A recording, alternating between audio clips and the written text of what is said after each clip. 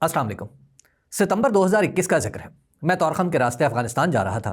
جانے سے پہلے میں نے سوچا کہ وہ لوگ جو افغانستان کے ساتھ کاروبار کرتے ہیں ان سے مل کر وہاں کی زمینی صورتحال کا اندازہ لگایا جائے۔ اس کے لیے مجھے خیبر ایجنسی سے تعلق رکھنے والے صحافی ماسٹر علی شنواری طورخم کی سرحد کے بالکل ساتھ بنے ٹرک اڈے پر لے گئے۔ وہاں کی یونین کے سربراہ سے ملاقات ہوئی تو انہوں نے افغانستان کے بارے میں بڑی مفید معلومات دیں۔ جب میں نے اجازت چاہی تو انہوں نے پشتو لہجے میں کہا، ابھی تم نے اپنے سوال کا جواب لیا، ابھی میرے کو میرے سوال کا جواب دو۔ میں نے کہا جی فرمائیے۔ انہوں نے پوچھا، یہ افغانستان کے ساتھ بار بار تجارت بند کرنے اور کھولنے کا کیا چکر ہے؟ یہ سوال سن کر میں الجھ گیا۔ میں نے اپنی کم علمی کا اعتراف کیا۔ انہوں نے بتایا کہ جس اڈے پر تم آئے ہو یہ افغانستان سے آنے اور وہاں جانے والے مال کے لیے ہے۔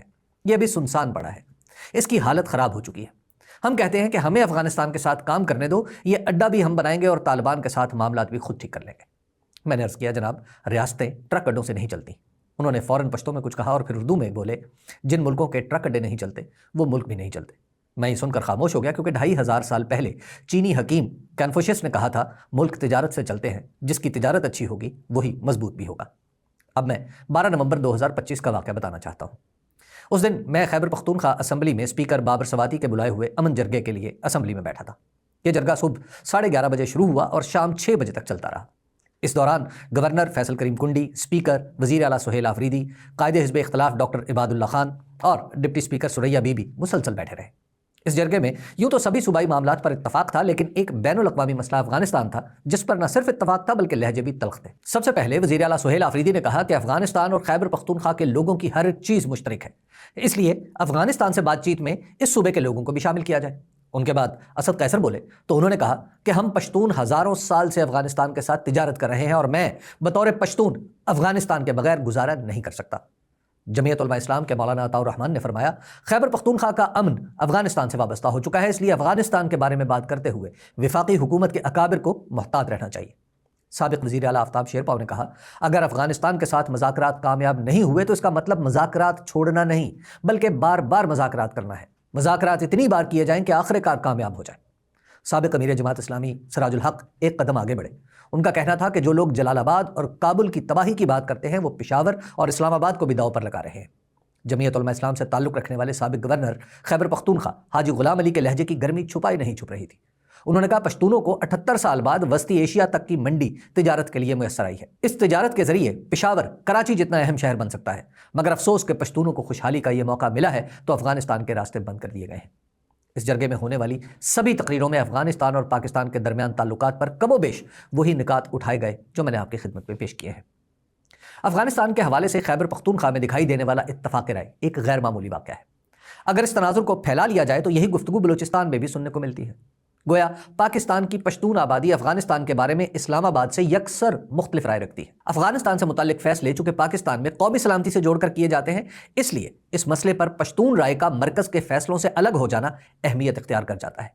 جب قومی سلامتی سے تعلق رکھنے والے کسی معاملے پر ملک میں رائے تقسیم ہو جائے تو جہاں یہ اہل علم کے لیے قابل توجہ ہو جاتا ہے، وہیں ریاست و حکومت کے لیے بھی فکر مندی کا باعث ہونا چاہیے۔ مسئلہ افغانستان پر اگر پاکستان کے سیاسی منظرنامے پر نظر ڈالی جائے تو بھی ایک بڑا اختلاف دکھائی دیتا ہے۔ عمران خان، مولانا فضل الرحمان اور محمود خان اچکزئی حکومت کے بالکل مخالف سمت پہ کھڑے ہیں، جبکہ حکومتی زعماء جو کچھ فرماتے ہیں وہ سوائے رٹے رٹائے سبق کے کچھ نہیں۔ حکومت اور حکومت سے باہر کی سیاسی صورتحال کو مد نظر رکھیں تو صاف دکھائی دے رہا ہے کہ افغانستان کے ساتھ تعلقات کے معاملے پر پاکستان کی رائے عامہ اوپر سے لے کر نیچے تک تقسیم ہو چکی ہے۔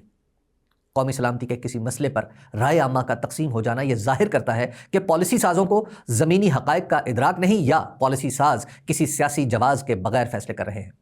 یہی وجہ ہے کہ خیبر پختونخوا میں بار بار مند کمروں کے فیصلے نہ ماننے کی بات کی جاتی ہے۔ خاص طور پر اس صوبے میں سیاسی کارکنوں کی نئی نسل بغیر مشاورت اور شمولیت کے لیے گئے فیصلوں کو ماننے پر تیار نہیں۔ ایک وقت تھا جب قومی سلامتی کے امور دنیا بھر میں دفاعی اداروں کے نقطہ نظر سے دیکھے جاتے تھے، لیکن نئی دنیا اور بالخصوص وہ نسل جسے جین زی کہا جاتا ہے، سلامتی کے امور کو مختلف نگاہ سے دیکھتی ہے۔ یہی صورت اب پاکستان میں دکھائی دے رہی ہے۔ اس نئی نسل کا دباؤ ہے جو خیبر پختونخوا میں 36 برس کے سہیل آفریدی سے لے کر 81 برس کے آفتاب شیرپاؤ تک سبھی کو ایک ہی بات کرنے پر مجبور کر رہا ہے۔ چلیے، تحریک انصاف کو تو آسمان سیاسی اختلاف کی بنیاد پر الگ کر سکتا ہے، مگر آفتاب شیرپاؤ، جمعیت علماء اسلام اور جماعت اسلامی نے تو ماضی میں کبھی افغانستان پر آسمانی پالیسیوں سے بڑا اختلاف نہیں کیا۔ 2002 میں ایسا موقع آیا جب متحدہ مجلس عمل کی شکل میں افغان پالیسی پر اختلاف ہوا، مگر وہ بھی کینڈے میں آ گیا۔ نئی صورتحال میں یہ مسئلہ پیچیدہ ہوتا چلا جا رہا ہے۔ ان حالات میں اگر پالیسی تبدیل نہ ہوئی تو یہی معاملہ پشتون قوم پرستی کو تحریک دے گا، اور اگر پشتون قوم پرستی کا جن ایک بار بوتل سے نکل آیا تو یہ روایتی جماعت یعنی ANP کی طرف نہیں جائے گا، بلکہ آسمانوں میں ناپسندیدہ پشتون تحفظ موومنٹ جیسی کوئی شکل اختیار کرے گا۔ یاد رکھنا چاہیے کہ قومی سلامتی کے امور جب سیاسی تنازع میں ڈھلتے ہیں تو پاکستان کی تاریخ کے مطابق ان کا انجام اچھا نہیں ہوتا۔ بئی وجہ اس معاملے پر کسی بھی بات پر اصرار کرنے کی بجائے مشاورت کا راستہ اختیار کیا جائے تو حالات بہتر ہو سکتے ہیں۔ اب ذرا افغانستان کا احوال بھی سن لیجئے۔ 2021 میں افغانستان کے دارالحکومت کابل میں مجھے خیال آیا کہ یہاں کے بازار میں جا کر بھی کوئی پروگرام ریکارڈ کرنا چاہیے۔ اس وقت کابل میں کئی ملکوں کے صحافی موجود تھے۔ میں نے ایک ترک اور ایک پاکستانی صحافی کے سامنے ایک خیال پیش کیا تو دونوں نے مجھے حیرت سے دیکھا۔ ترک صحافی نے کہا، تم پاگل ہو، یہ تمہارا وہم ہے کہ تم بازاروں میں پھرو گے اور محفوظ رہو گے۔ میں نے یہ دوستانہ مشورہ سن تو لیا مگر مانا نہیں۔ اگلے روز میں کابل کے گنجان ترین پل خشتی بازار میں چلا گیا۔